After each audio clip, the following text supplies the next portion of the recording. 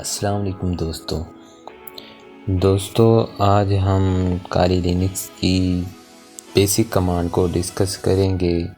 हमारे पास सामने जो सबसे पहली कमांड है वो cp कमांड है। cp कमांड को हम डिस्कस करते हैं कि ये क्या काम करती है काली लिनक्स पर या लिनक्स ऑपरेटिंग सिस्टम पर। It copies a file from one location to an other location। cp की कमांड को हम यूज़ करके एक फ़ाइल को एक लोकेशन से दूसरी लोकेशन तक पहुंचाने के लिए उसे कॉपी करके दूसरी लोकेशन या दूसरे फोल्डर तक पहुंचाने में ये हमारी cp की कमांड जो है ये हमारी मदद करती है। इसका सिंटैक्स क्या है? cp सोर्स फाइल, यानी कि उस फाइल का नाम क्या है, हम उस फाइल की लोकेशन देंगे जहाँ पर वो फाइल पड़ी है, उस फाइल का नाम लिखेंगे। और डेस्टिनेशन फ़ाइल हमारी वो होती है जहाँ पर हम cp की कमांड यूज़ करते हैं। सोर्स फाइल को हम जहाँ पर पहुँचाना चाहते हैं यानी कि जिस फोल्डर में रखना चाहते हैं वो हमारी डेस्टिनेशन फ़ाइल होती है।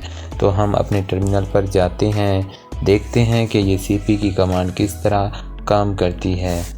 तो हम यहाँ पर अपने टर्मिनल पर आ गए हैं। सबसे पहले हम अपने डेस्कटॉप पर जाते हैं, उधर देखते हैं कि हमारे पास कौन सी फ़ाइल पड़ी है और हम उसको किस फ़ाइल को कॉपी करके किसी दूसरे फोल्डर में डालते हैं। ये देखिए हम आ गए हैं, हमारे पास यहाँ कोई भी फ़ाइल अभी नहीं पड़ी। तो हम एक फ़ाइल क्रिएट कर लेंगे। सबसे पहले हम फ़ाइल क्रिएट करते हैं टच की कमांड से। तो हम सबसे पहले ये टच की कमांड से school.cpp की फ़ाइल हम क्रिएट करते हैं, इंटर करते हैं। तो ये हम जाकर देखते हैं कि अब ये फ़ाइल क्रिएट हो गई होगी। ये देखिए हमारे पास एक फ़ाइल आ चुकी है। तो हम इसे कॉपी करके किसी दूसरे फोल्डर में डालते हैं। मिसाल के तौर पर हमारे पास एक फ़ोल्डर है, जमील के नाम से एक फ़ोल्डर पड़ा है, हम इसके अंदर ये फ़ाइल भेज देंगे कॉपी करके। तो cp आगे हमारी फ़ाइल का नाम था school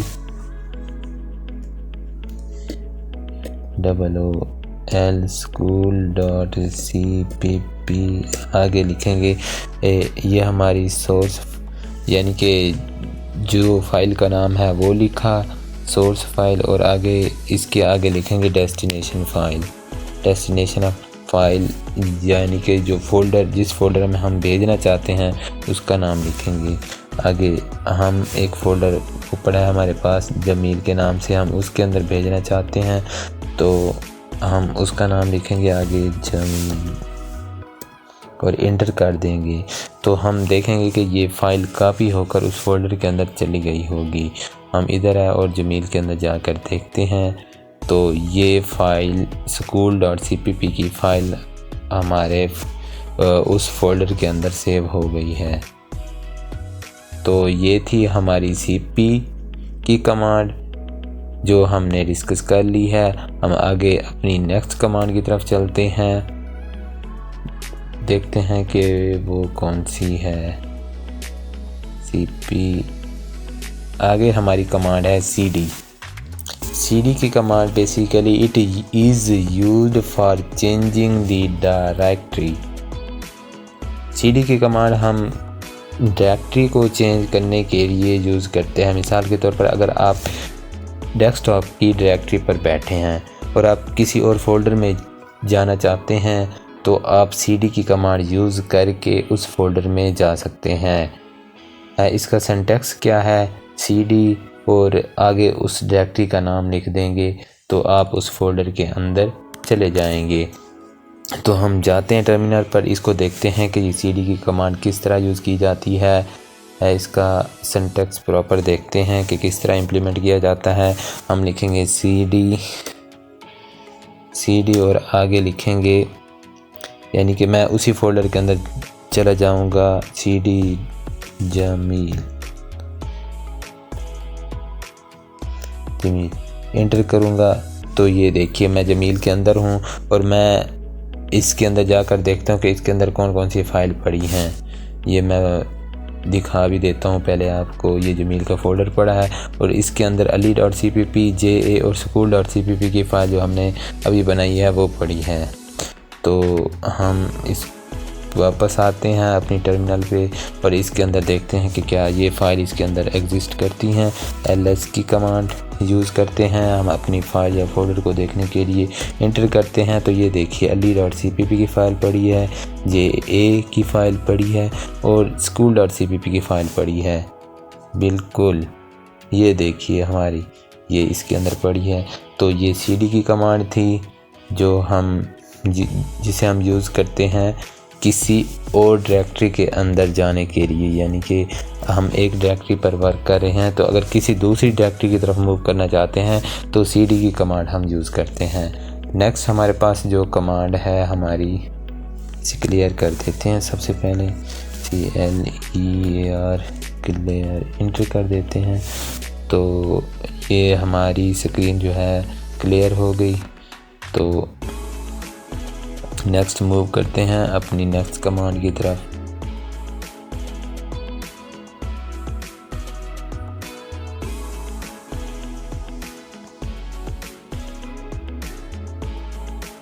काफ़ी सारी है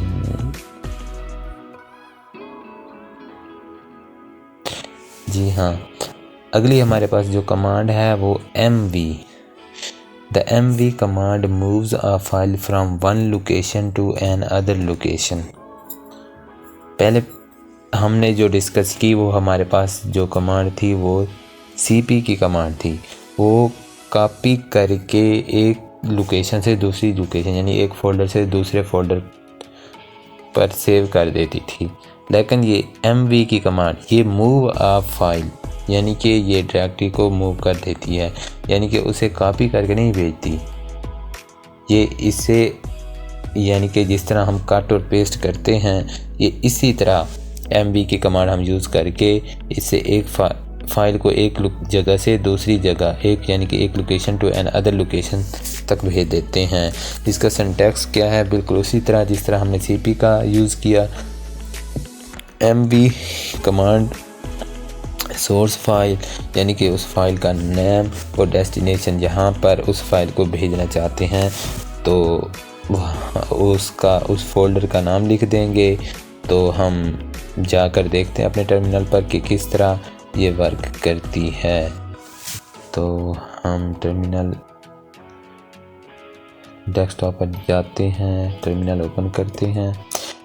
जिस तरह ये हमारे पास school.cpp की फ़ाइल हमारे पास पड़ी है, अगर हम इसको मूव करें टैब के अंदर या स्टूडेंट्स के अंदर या किसी और फोल्डर के अंदर हम इसको मूव करना चाहें तो हम किस तरह इसको mv की कमांड से एक जगह से दूसरी जगह मूव करते हैं। तो टर्मिनल के ज़रिए हम देखते हैं, इसे प्रॉपर इम्प्लीमेंट करते हैं।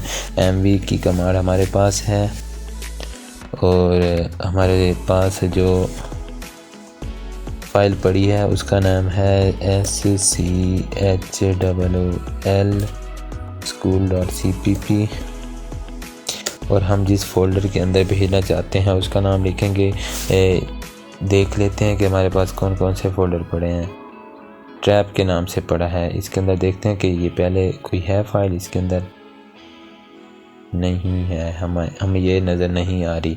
हम इस टैब के अंदर ये फ़ाइल भेज देंगे तो इधर लिखेंगे trap ट्रैप, ये इंटर करते हैं तो ये फ़ाइल इस फोल्डर के अंदर मूव हो गई होगी। तो हम ट्रैप के अंदर जाकर देखते हैं कि ये फ़ाइल इसके अंदर है या नहीं है। तो ये देखिए school.cpp की फ़ाइल इसके अंदर मूव हो गई है और ये हमारी डेस्कटॉप पर भी नहीं होगी। ये देखिए जिस तरह हम कट एंड और पेस्ट वाली टर्मिनल के यानी कि जो हम कट एंड पेस्ट वाली कमांड यूज़ करते हैं, बिल्कुल इसी तरह mv की कमांड एक फ़ाइल को दूसरी फोल्डर या फाइल के अंदर कट करके उसे पेस्ट कर देती है।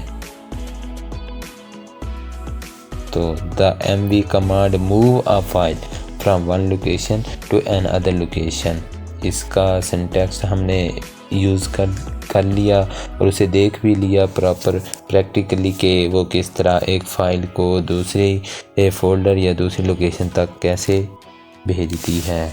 तो हम नेक्स्ट मूव करते हैं अपनी अगली कमांड की तरफ।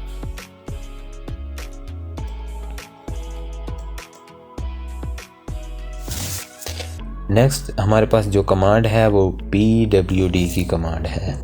It prints the current working directory with full path name from terminal. Basically pw की जो हमारे पास कमांड है वो हमें जो हमारा टर्मिनल है उसका पाथ नेम हमें बता देती है कि ये आपका टर्मिनल कहाँ पर ओपन किया हुआ है। तो हम pw की का जो सिंटैक्स है उसको देखते हैं। इसमें सिर्फ और सिर्फ ये लिखेंगे pwd, टर्मिनल पर जाकर लिखेंगे pwd और वो हमें उस टर्मिनल का जो पाथ है वो हमें बता देगा। जाकर देखते हैं कि कैसे ये प्रैक्टिकली इम्प्लीमेंट किया जाता है। pwd और इंटर करते हैं।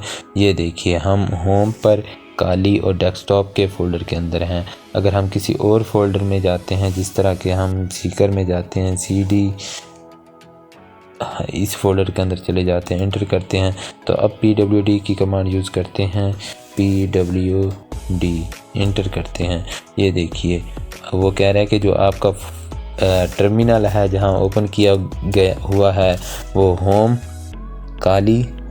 पहले आप होम पर जाओगे, ठीक ना, उसके बाद काली के बाद आप डेस्कटॉप के फ़ोल्डर के अंदर और उसके बाद आप जमील के नाम, डेस्कटॉप पर एक फ़ोल्डर जमील के नाम से है उसके अंदर हो ये टर्मिनल जो है वो ओपन किया हुआ है। अगर मैं जो भी इधर परफॉर्म करूँगा वो हमारा इधर जमील का जो के नाम से जो फ़ोल्डर है उसके अंदर एक्टिविटी परफॉर्म होगी।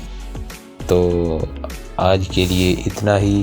ये नेक्स्ट कमांड हम अगली लेक्चर में डिस्कस करेंगे। अल्लाह हाफिज़।